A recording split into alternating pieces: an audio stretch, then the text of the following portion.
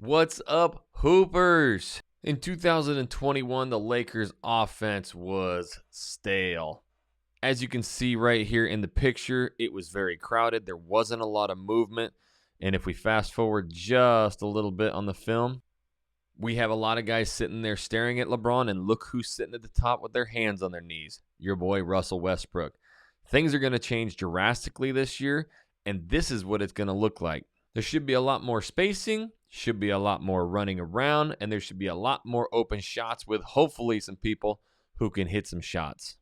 Just like this chart that I found, which I'm going to be going in detail about, your boy Mr. Anthony Davis in 2020, bubble run, chip run, he was shooting 53.5%.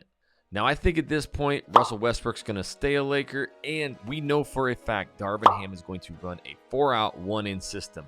The big talk out there is, oh my gosh, Anthony Davis is going to have to play down there in the center and beat up his body. I have watched so much film of the Bucks. I am going to tell you right now, I didn't know a lot about the 4-out, 1-in, but I took a ton of research. I looked at the shooting charts for the entire Lakers organization. I brought up all of the highlights from last year. This video will describe everything that the Lakers are going to change in a positive way. I am your NBA white guy. I talk all things NBA hoops from a hooper's perspective. And if that's the type of content that you like, make sure you tap that subscribe button and you click the bell so you're notified every time I do a new video.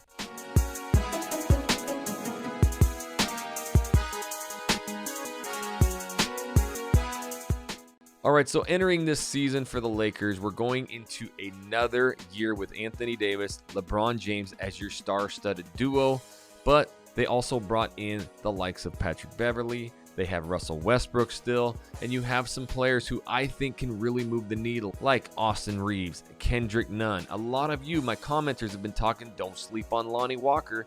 He is a tall, athletic player. I brought up the stat sheets, the shot charts for every single one of these players, and saw where their best angle is to shoot the ball. And when you actually put them in the right spots, this is a team that's going to average over 40% from the three-point line. And if they can space things out correctly, this is going to really change the Lakers organization for the good. Now, in order to really showcase this, we have to discuss and show you what the Lakers did last year. See, a lot of what the Lakers organization did last year on offense was called the horn offense. So you would see Russell Westbrook coming down, holding this. They would pack the paint right out of the gate. Their whole goal was screening the ball, the point guard, right? A lot of the times it was passing the ball, getting him a screen, and then rolling out of that, making something happen with the guy with the ball. The 4-out, 1-in is more of a motion offense where you're going to pass to get a cut going, or you're going to dribble at somebody and they're going to cut. But this is going to create way more movement.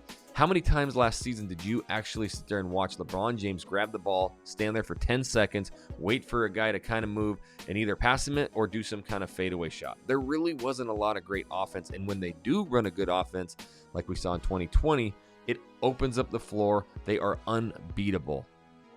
Now, first, let's go in and talk about what the Lakers did last season, and then we're going to start showing some film of what they can do and what we can expect out of them this season to see if we can win some playoff games.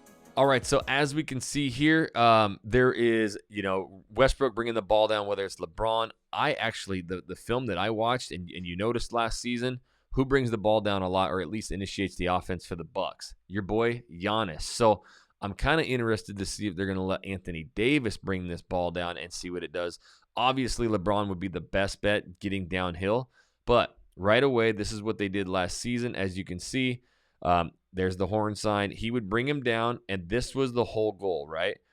Is double screens right there at the paint. So now you've got two of your best players, and when this actually worked, they have 2 or 3 different options out of it, but there's not a lot of, movement from the wing players. Now, the 4-out, 1-in, you have what's called 2 wing players, and then you also have, 2 corner players, and then you have the dunker. The dunker, a lot of times, is not the big man. It can be, and they're always going to be opposite side of the ball, but it can also be somebody like a Westbrook who could come up and set screens. It's somebody who can move the offense. So right here, this is what they did last season a lot, is they would get this double screen, and they're either waiting for Melo to pop, Russell Westbrook to go downhill, Anthony Davis to flare down.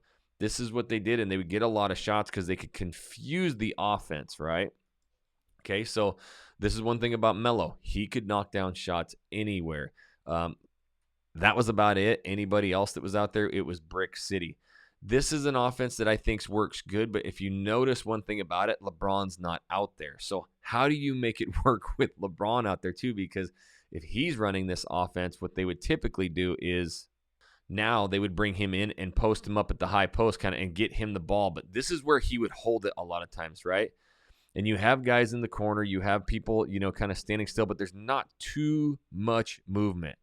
Compared to if you watch the Golden State Warriors or if you watch the Milwaukee Bucks, they are running baseline a lot. They're running, crossing patterns. And what it does is it's making the defense turn their head, and it gets a lot more openings. Right here, a lot of times they're running these double screens, double staggered, and it's just nothing compared to what they're going to be running this year. So it will be interesting going into training camp because they're going to have to completely relearn this system, but it should open up a lot more shooting lanes. So now we'll watch this and see LeBron gets that ball. They would set the screen, and a lot of times without a lot of motion, then you have multiple defenders around you. So Anthony Davis gets this ball, and he's right here. Well, what does he do?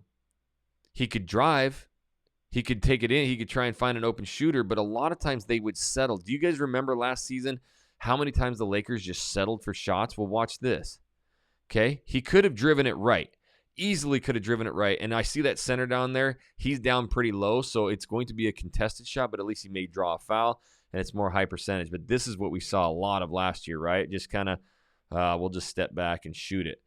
And if you noticed, the two guys, you had Avery Bradley and Wellington up top, and they were just standing right by each other, This is where you have to be more spread out. That paint is packed right there. The 4-out, 1-in should totally change this. And now you don't have three players down there in the paint. This is why LeBron could never drive it either, because he would run into that much traffic. All right, so watch this. They're wide open on this spread offense, and the big thing you need to notice is the middle, how wide open it is. But see how the shots get created there? The one thing that you got to see in this is they're screening off the ball, passing it, and they've got guys spread out. Remember when we looked at the Lakers, how many people they had in the paint at all times?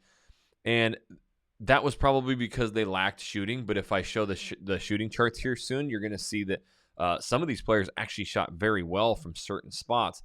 But this just opens up the floor, and you have got to drag these defenders who, from the corners. They got to, come in too. So you have people wide open everywhere. But spread offense is what the Lakers need. Now, if we go to the next one, now you've got Giannis coming down again. He is always, touching the ball at the top. And you will see the most wide open floor spacing that you'll see right here. Okay, Middleton to Giannis. Quick pass.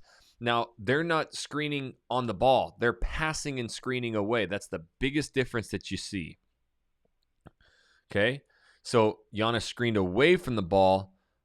These defenders are all over the place. One's high, one's low. You're never, ever, ever going to guard Giannis one-on-one. And you have to stop the ball. That's what you're taught in defense. Stop the ball, okay? So, if you stop Middleton, Giannis, he's backpedaling.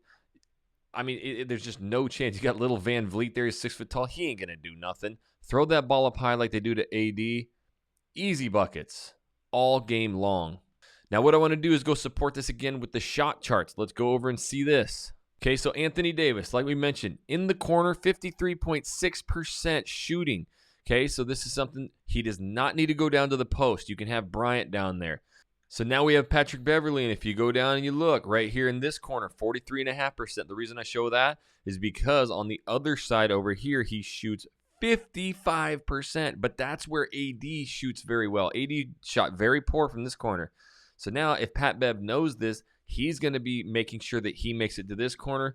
You can have AD out, but I like bringing AD down with the ball too, and off the ball screens with some of these other players with LeBron. It's going to open up a lot more if we can get these shot patterns. So the other thing about Pat Bev, look at some of these top shooting here, 40-something%. He's not great straight away, but if we go to somebody else, okay, so Kendrick Nunn in 2020, I mean, he shot 391 of these bad boys. And if you look, corner threes, he's not as good.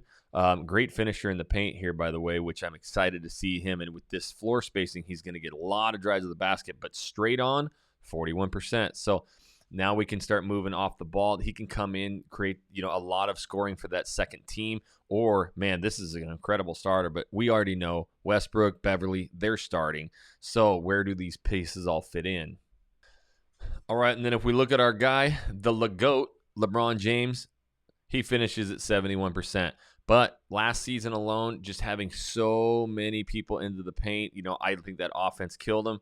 I'm going to see this open up quite a bit more. He's going to have a lot more just one-on-one if they can move off the ball. But straight ahead shooting is where he really did it big. And you can see some of them are deep, but 37, 35%, 35. The thing about it is when you watch the Bucks, they're constantly being guarded out at that three-point line. So the entire defense is stretched out. Everybody is shooters, and they have them in their correct spots. They would always put Lopez into a corner where, even as a center, he was hitting those shots. Middleton had his spots too. So this is something that we can really get these players to their spots, the areas that they hit the most, and LeBron likes to fade down here a lot too. He's 50%. You'll see him go to the corners. Again, it's going to be moving without the ball, a center off of wherever the point guard is, and getting to your spots and knocking them down. I'm not saying it's a perfect fit. I'm not saying it's going to work amazingly because it's all right here. At the end of the day, the dudes have to work and they have to play together. I've been on so many teams in my life, and sometimes some of our not so great teams, we had the best records because we just freaking fought like dogs. We played together and we had the momentum, right? And that's one thing when you have a heavily star-studded team, everybody out there wants to dribble the air out of the ball. Darvin Ham, you're going to have to bring the heat. You're going to have to hold these players accountable. And I'm talking LeBron too. LeBron, AD, Russ, Pat Bev, all of these players need to be playing at a higher level together. Okay, and the other thing that the Lakers absolutely must do is they must get hands on every ball. They must run the fast break. A lot of what this team can do is get out quick, get out and score buckets. And I'm not even talking about Westbrook and LeBron. In 2020, especially in that bubble run, you know who led the fast break the majority of the time? It was AD. He was hauling butt down there. And LeBron loves doing that three-quarter court flip all the way down underneath the basket to an Anthony Davis to catch it there and dunk it. So they got to be moving quick. They got to be running fast. They got to be playing defense, with Pat Bev. And they got to get this offense spread out and get to the spots to where they can knock down shots. You comment down below. What do you think the Lakers record will be? We're not talking health, anybody health, this, that. Just current roster. How many games do you think they can win? And what place in the West do you think they will finish in? I think they're going to, if healthy, obviously, be in that 5 to 6 spot. This is going to easily get them into the playoffs, and they are going to be a force if they can do that. So I am your NBA white guy. I talk all things NBA hoops, and if you're loving my videos, please hit that like button and hit that subscribe button so you never miss a video. And until my next videos, hoopers, we'll catch you later.